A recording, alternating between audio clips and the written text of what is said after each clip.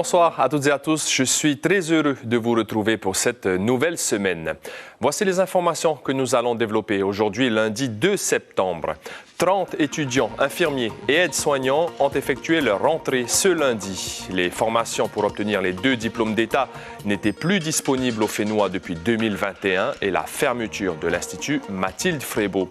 Vous l'avez peut-être remarqué, les services bancaires polynésiens sont en pleine transformation et misent sur la digitalisation des services. Moins de manipulation d'argent, moins de risques d'erreur et plus de sécurité. Nous ferons le point sur les changements.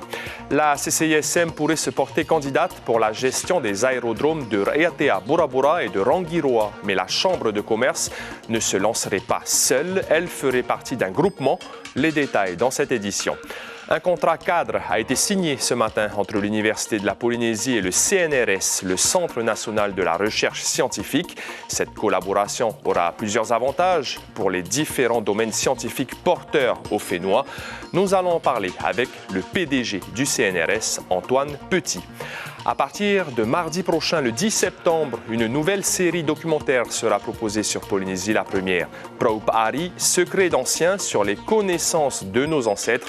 Le réalisateur Lionel Cuveillé est avec nous en plateau pour nous parler de la démarche et du contenu de cette série documentaire.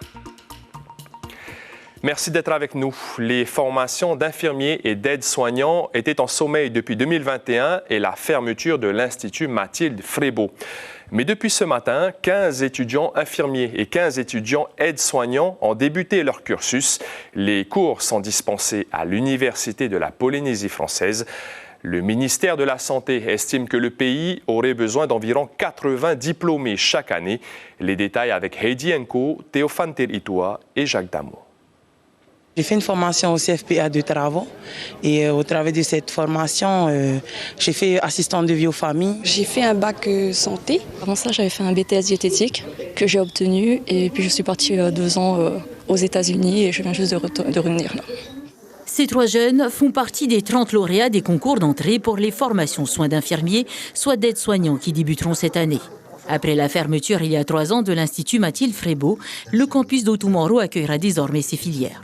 Les universités en France ont des composants de santé, nous n'en avons pas. Donc on n'a pas véritablement de spécialistes. Donc on a dû s'associer avec des gens qui savent faire, qui ont l'habitude, qui ont les compétences, qui ont les formateurs. Donc c'est un vrai effort. Il a véritablement fallu dégager des moyens humains, matériels pour accueillir cette formation. Mais encore une fois, on a estimé que c'était notre devoir de le faire. Chaque jour, les besoins en personnel qualifié dans le domaine de la santé sont indiscutables, que ce soit dans le privé comme dans le public. Pire encore, en temps de crise, comme l'a prouvé la période du Covid. Pour pallier ce besoin, ces filières permettront aux étudiants aides-soignants d'obtenir un diplôme au bout d'1 an et pour les élèves infirmiers après 3 ans. J'aimerais bien me spécialiser en pédiatrie, du coup en auxiliaire péricultrice peut-être. C'est sûr que tu as des doutes, des craintes par rapport aux attendus de la formation d'aide-soignant dans la santé. Et surtout en ce moment, on parle beaucoup du personnel soignant à l'hôpital et tout. Il y a plein de petits soucis et c'est ça qui me fait un peu peur. J'aimerais continuer à travailler ici dans un premier temps et puis pourquoi pas par la suite, si je suis acceptée, pouvoir partir en France et poursuivre les études afin d'être infirmière anesthésiste. Avec une pénurie de personnel de santé, notamment dans les îles les plus éloignées, il est fort à parier que ces étudiants soient embauchés dès l'obtention de leur diplôme. Et nous venons de voir les formations qui sont donc relancées pour obtenir les diplômes d'État d'infirmiers et d'aides-soignants. Lucille Guichet, bonsoir. Quels sont les besoins du pays exactement ? Eh bien, bizarrement, c'est très compliqué de le savoir. Personne n'a pu nous donner de chiffres exacts quant au nombre d'infirmiers actuellement en activité et sur les besoins du pays. Ce qu'on sait, c'est que donc aujourd'hui, 15 élèves infirmiers ont fait leur rentrée et seront diplômés d'ici 3 ans. Et on estime que probablement, il en faudrait au moins le double pour pouvoir répondre aux besoins du pays. Il manque bien sûr des infirmiers dans les îles. Il manque aussi des mobiles, ces infirmiers itinérants qui assurent les remplacements. Et rien que pour cela, il faudrait créer 15 à 20 postes supplémentaires. Il manque également des auxiliaires de santé dans les îles qui sont dépourvus d'infirmiers. Et il manque des agents de promotion de santé qui sillonnent les quartiers, les communes et les écoles qui font un travail de prévention. Il n'y a plus eu de formation pour ces agents depuis 20 ans. On voit que les besoins sont importants. C'est donc tout le système de santé qui est fragile? Oui, on le sait, avec une raréfaction des professionnels de santé en général. Ça s'explique par des départs à la retraite, évidemment, des démissions aussi bien dans le privé que dans le public, et puis un manque d'attractivité, en particulier pour les postes dans les îles. L'Institut Mathilde Frébault a été un échec, on peut le dire, avec un problème sur la qualité de la formation, sur des problèmes de coûts et même de bâtiments amiantés. Reste à savoir si cette nouvelle offre de formation suffira à répondre aux besoins du pays et à susciter de nouvelles vocations. Merci beaucoup, Lucille Guichet, pour ces précisions. C'est un des effets de la crise du Covid-19. L'épidémie a accéléré la transformation des services bancaires polynésiens. Parallèlement à la digitalisation des services, des agences conseils sans espèces ont vu le jour. Conséquence au guichet, moins de manipulation d'argent, moins de risques d'erreur, plus de sécurité et moins de files d'attente. Cybèle Plichard et Hubert Liao. Sur l'île de Nukuhiva, seule la Socredo dispose d'une agence. Un lieu de rendez-vous hebdomadaire pour bien des habitants, comme Kua. L'application mobile proposée par la banque, ce n'est pas encore pour elle. Avec tout le travail que j'ai pas le temps. Je préfère pour moi venir à la banque, faire les versements et voilà. Mais dans l'avenir, je pense qu'ils vont nous obliger justement à faire nous-mêmes nos virements. On n'a pas trop de soucis en termes d'utilisation, c'est plus une question d'envie d'utiliser en fait. Les clients sont plus, vu qu'ils sont plus à l'aise avec le contact humain directement au guichet. Sur la Grande Tahiti, la crise Covid a accéléré la digitalisation des services. En 2 ans, 5 agences, dites agences conseils sans espèces, ont vu le jour. Les clients ont dû s'adapter. Il y a plusieurs campagnes qui ont été mises en place. Dans les agences, on a fait appel donc à des stagiaires pour venir accompagner donc notre clientèle. Donc à aujourd'hui, le guichet ici à Povana, il n'y a plus aucune opération de caisse. Au siège de la banque historique, il est toujours possible d'effectuer ses virements ou ses retraits en espèces. Se déplacer physiquement reste tout de même important, notamment pour les jeunes clients. J'ai toujours préféré venir et parler aux gens, mais je trouve ça très bien d'avoir en fait la possibilité de faire tout ça sur le net. Comme ils ont mis en place un système qui nous permet de faire directement chez soi, donc je n'ai pas besoin de me déplacer. Ça suffit largement. Là, vous êtes venu quand même ? On est venu quand même, c'est pour nos fonds mineurs. L'idée, c'était de sortir des agences bancaires les activités chronophages. En revanche, tout ce qui relève d'un accompagnement sur un projet de vie, parfois vous voulez faire une demande de prêt, vous avez besoin de renseignements. Nous, on accompagne l'humain, on accompagne nos clients dans tous leurs projets de vie. Parmi les 4 établissements bancaires de la place, Marara Paiement souffle sa 2e bougie. La concurrence en ligne a stimulé la modernisation de ses services. On a lancé Fenua Pay, déjà, qui permet directement de payer grâce à son téléphone chez les commerçants. On a aussi également modernisé notre espace client qui permet aux clients de faire ses opérations directement depuis chez lui. On va lancer très prochainement la signature électronique.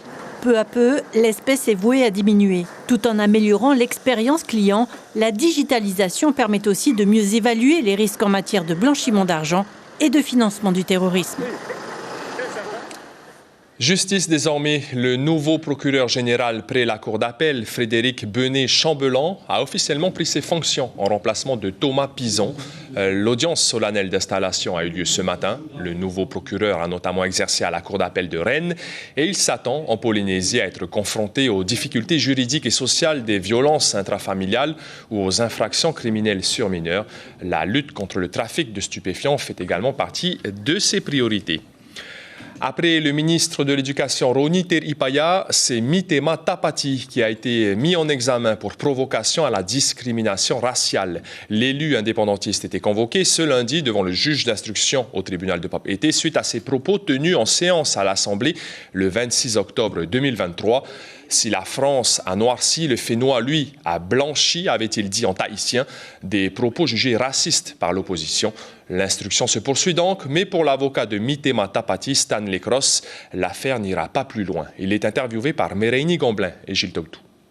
À mon niveau, je considère, et c'est ce que j'ai dit d'ailleurs à M. Tapati, Mitema, il est clair que le Tapurahi Atira est en train d'instrumentaliser la justice dans ce dossier-là, à monter ce dossier en épingle, parce que qui a été la première à se sentir visée dans les propos qui ont été tenus par Mitema, ça a été la représentante Tepu Araudi, voilà, qui s'est sentie visée, qui s'est dit « Ah oui, alors, vous ne voulez pas d'une blanche et tout ça ». La CCISM pourrait faire partie d'un groupement qui devrait se constituer en vue de se présenter à l'appel à candidature pour la gestion et l'exploitation des aérodromes de Bora Bora, Raiatea et Rangiroa. L'appel public à la concurrence a été lancé il y a 2 mois et la Chambre de commerce est en pleine réflexion. Le pays l'a en tout cas autorisé à se lancer dans le domaine de la gestion aéroportuaire. Nicolas Suir, Jérôme Lee. Qui gérera les aérodromes de Bora Bora, Raiatea et Rangiroa, dont les concessions viennent d'être soumises à candidature? La CCISM dit être intéressée parce qu'elle a été sollicitée par des professionnels du domaine. On a besoin d'abord d'analyser le risque financier que pourrait avoir à participer à un futur groupement. Ça, c'est la première chose. Et la deuxième chose, c'est si on participe à un groupement, on veut être certain que l'on ait un siège, une représentation réelle et qu'on puisse véritablement apporter cette vision locale à la gestion de ces 3 aéroports-là. Le pays autorise par cet arrêté du Conseil des ministres la Chambre de commerce à être candidate à la gestion de tous les aéroports et aérodromes de la Polynésie française, ce qu'elle n'était pas habilitée à faire auparavant. Les maires des îles concernées ne sont pas contre le changement, même s'ils se disent satisfaits des services d'ADT, car ils ont tous des ambitions pour leurs aérodromes. Moi, personnellement, je ne sais pas si le conseil municipal serait partant pour voir une extension de l'aéroport.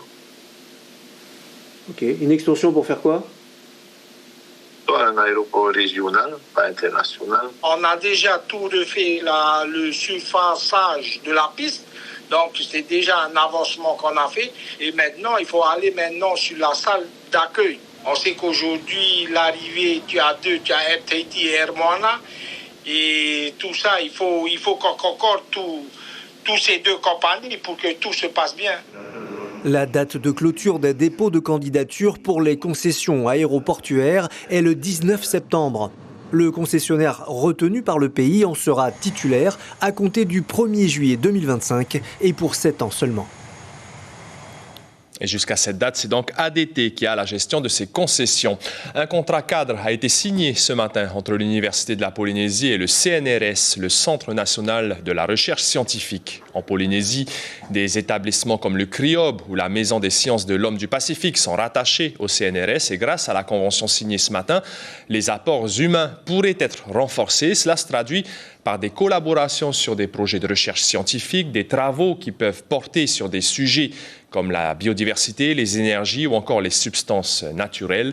Des intervenants pourraient aussi participer à des conférences organisées au Fénois. Pour en parler, nous recevons en plateau Antoine Petit, le PDG du CNRS. Bonsoir. Bonsoir. Merci d'avoir accepté notre invitation. Est-ce que vous avez déjà des exemples de projets de recherche locaux en Polynésie qui vont voir le jour ou qui ont vu le jour grâce au soutien du CNRS? Alors bien sûr, donc le CNRS c'est un organisme de recherche pluridisciplinaire et parfois les gens se disent oui la recherche finalement les chercheurs ils cherchent un peu sur des sujets qui n'intéressent qu'eux. C'est pas vrai. Ce qui nous intéresse nous c'est des sujets qui vont avoir un impact sur la vie des gens. Le slogan du CNRS c'est la recherche fondamentale au service de la société. Donc vous avez déjà mentionné le CRIOB qui fait des recherches sur la biodiversité marine, sur la préservation des coraux qui sont quand même des sujets très concrets. On a, depuis l'accord cadre que nous avons signé avec le pays en 2021, mis un accent particulier sur les énergies renouvelables. Nous avons, par exemple, créé ce qu'on appelle un groupement de recherche qui s'appelle Transpoline sur, précisément, ces énergies renouvelables. Comment on fait pour les produire, les stocker, les utiliser. Puis un autre exemple dans un domaine qui n'a rien à voir, nous allons lancer un gros projet financé à hauteur de 3 millions d'euros. Donc, 350 millions. Voilà, 350 millions de francs pacifiques, c'est quand même important sur plusieurs années, sur les langues d'Océanie, avec un focus particulier sur les langues polynésiennes, parce que vous savez que malheureusement, un certain nombre de ces langues sont en voie de disparition, et être capable de les étudier est quelque chose d'important. Voilà 3 exemples assez divers dans des domaines complémentaires sur lesquels nous travaillons. Donc biodiversité, énergie, linguistique. Comment ces priorités, ces caps sont-ils fixés? Est-ce que c'est le CNRS qui décide, l'université, ou c'est en collaboration avec le pays? Alors, c'est tout le monde en même temps, et ça, c'est vraiment important. Le CNRS, comme je l'ai dit, a plus de 1000 laboratoires en métropole, et il y a plein de sujets qu'on étudie, mais qui n'ont pas forcément un impact direct sur le pays, et donc ces sujets, on les étudiera dans d'autres endroits. Et pour nous, ce qui est vraiment important, c'est d'être à l'écoute du pays, et qu'en lien avec l'université, on définisse les sujets qui sont le plus importants. Un 4e sujet qui a été mentionné dans vos titres, mais que je n'ai pas repris, c'est les substances naturelles. La valorisation de ces substances naturelles, c'est évidemment quelque chose d'important. Et donc, c'est essentiel qu'on puisse discuter avec les acteurs. C'est pour ça que cet après-midi, on a fait le comité de pilotage de l'accord cadre avec le pays, en présence de la vice-présidente et de ministres en charge du budget, mais aussi des responsables des énergies, pour voir avec eux si d'abord ils étaient satisfaits de ce qu'on avait déjà fait, mais aussi s'il y avait des sujets nouveaux. Et par exemple, un sujet qui est apparu cet après-midi, c'est la question du photovoltaïque, avec des surfaces qui sont extrêmement grandes, et on peut dire que les terrains sont d'une certaine façon gâchés par le fait qu'il n'y ait que des panneaux solaires. Et on a déjà évoqué le fait qu'il y a ce qu'on appelle l'agrovoltaïque. On peut lier l'agriculture et le voltaïque. C'est un exemple de sujet qu'on va peut-être étudier dans les années à venir. Une toute dernière question rapidement. Est-ce que vous avez déjà un calendrier défini peut-être pour les conférences à l'université et une éventuelle participation de chercheurs affiliés au CNRS? Alors, les conférences à l'université, elles vont avoir lieu régulièrement, et ça, c'est la responsabilité de l'université. Mais ce qui est extrêmement important, vous l'avez dit, c'est les personnels. La recherche, elle est faite d'abord par des gens. Et donc, l'accord cadre avec l'université prévoit à la fois que des chercheurs CNRS dans tous les domaines puissent venir ici pour des périodes qui peuvent aller jusqu'à plusieurs années, pour ceux qui le souhaiteraient. Ça, c'est lorsque les compétences, il faut les faire venir. Bien sûr, aussi travailler avec les gens qui sont sur place, parce que je crois que ce qui est important, c'est d'aller travailler avec les meilleurs, qu'ils soient en métropole, mais aussi, c'est une dimension qu'on a évoquée avec le pays, de pouvoir développer des coopérations avec d'autres pays de la région au sens large, donc pourquoi pas l'Australie, la Nouvelle-Zélande, de façon, encore une fois, mobiliser les compétences au service du pays. Merci beaucoup, Antoine Petit. Je rappelle que vous êtes PDG du CNRS, et le CNRS qui vient donc de signer avec l'université une convention de partenariat. Merci beaucoup. Merci. Direction l'île-Sœur, où le CFPA donne actuellement une formation pour professionnaliser la filière bûcheron. 10 stagiaires valident leur niveau 3 pour la gestion de chantiers d'abattage de résineux. Pour cette formation, il y a eu d'abord le permis de tronçonner, puis l'entretien des cocotiers. 2 formateurs spécialisés de l'ONF, l'Office national des forêts, dirigent cette session de formation. Écoutez l'un d'entre eux au micro de notre correspondante Nohaura Rurua. Pour eux, c'est quelque chose qui est tout nouveau. L'activité est relativement récente sur la Polynésie. Donc, je suis ici pour leur transmettre mon savoir-faire que j'ai acquéri durant toutes ces années en tant que bûcheron. Et puis, de ce fait, ça me permet de leur apporter le maximum pour qu'ils puissent travailler en sécurité et qu'ils puissent avoir une aussi longue carrière que moi, par exemple, pour l'instant. Je vous le disais en titre, à partir de mardi prochain, le 10 septembre, une nouvelle série documentaire sera proposée sur Polynésie la première, Praupari, Secret d'anciens, réalisé par Lionel Cuveillé, qui est avec nous en plateau. Avant de passer à l'interview, on voit tout de suite un extrait. Le silence n'est interrompu que par le doux murmure du vent et le chant des oiseaux. Sur ces terres empreintes d'histoire et de spiritualité, chaque pierre a son utilité. L'île de Wainé en est la preuve. Encore gouvernés par des règles anciennes, les lois codifiées des îles sous le vent confirment cette tradition dont seuls les anciens en gardent le souvenir de nos jours. Détenteur de savoirs anciens, Tonui Salmon, référent et maître dans l'art de la sculpture sur pierre, s'attelle à préserver l'essence même de la culture polynésienne. Les habitants de cette terre sauvage perpétuent un mode de vie respectueux de la nature et de leurs ancêtres. Retour dans le passé, dans une époque où chaque geste, chaque tradition avait un sens profond. Qu'en est-il aujourd'hui ?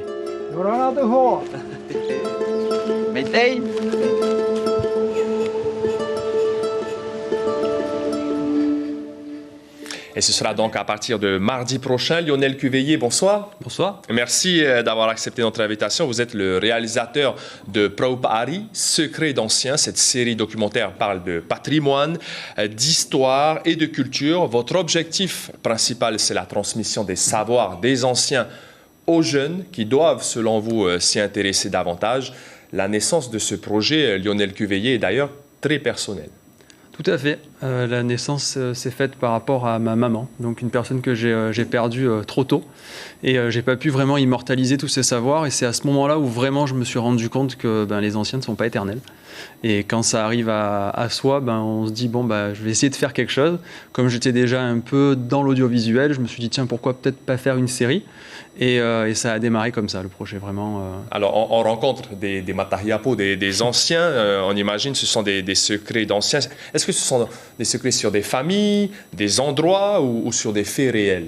Alors, secrets, ça a été compliqué puisque j'ai eu quelques secrets mais que je ne pourrais pas mettre, donc des vrais secrets. Mais concrètement, c'est vraiment pour aller immortaliser un savoir, des savoir-faire. Et j'ai voulu volontairement pas axer sur un thème en particulier, mais laisser aussi le choix au matariapo de dire ce qu'il avait envie de dire. Et ça par île, en fait, par différentes îles. Donc c'est vrai que j'ai eu la chance de voyager. Et moi, j'ai eu la chance aussi de voyager beaucoup, mais à travers leurs récits. Et les anciens gardiens d'un héritage et les jeunes qui s'y intéressent de moins en moins, vous pensez qu'il faut changer cela?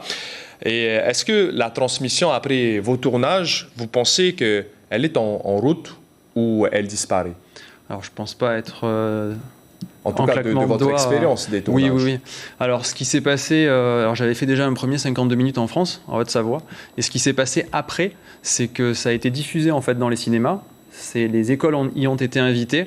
Et au fur et à mesure, chacun a fait un peu son secret d'ancien chez lui pour pouvoir tout mettre en commun et peut-être créer des livres derrière, etc. Ça serait vraiment mon souhait, en tous les cas, ici en Polynésie, parce que j'ai eu la chance de rencontrer beaucoup de matariapos. Et malheureusement, on ne peut pas tous les mettre dans les épisodes. C'est pour ça, d'ailleurs, je m'excuse avec ceux que je n'ai pas pu mettre dedans. Mais j'ai eu cette envie aussi de faire du multiformat, multiplateforme. Et c'est ce qui m'a permis, on va dire, de faire rentrer d'autres témoignages.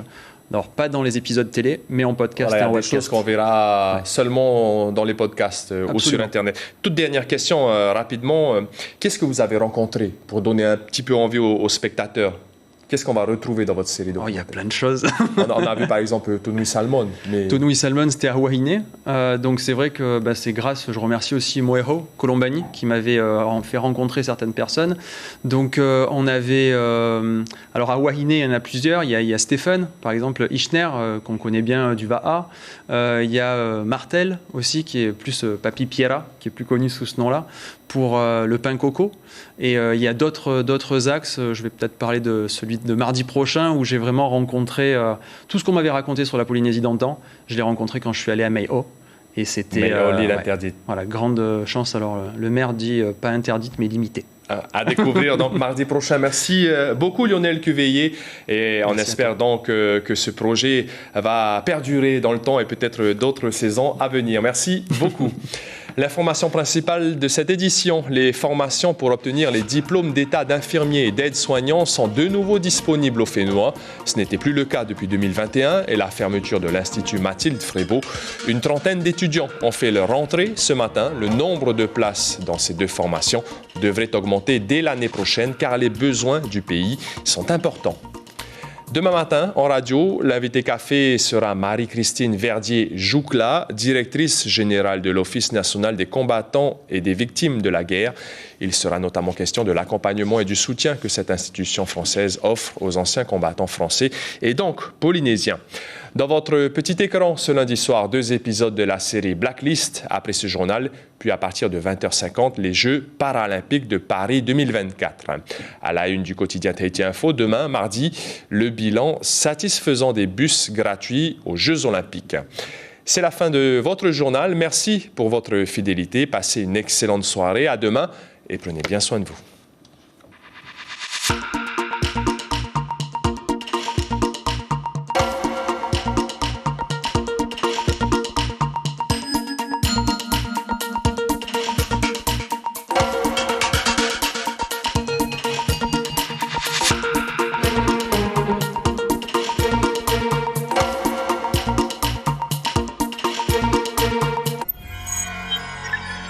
Retrouvez ce programme en replay sur notre site internet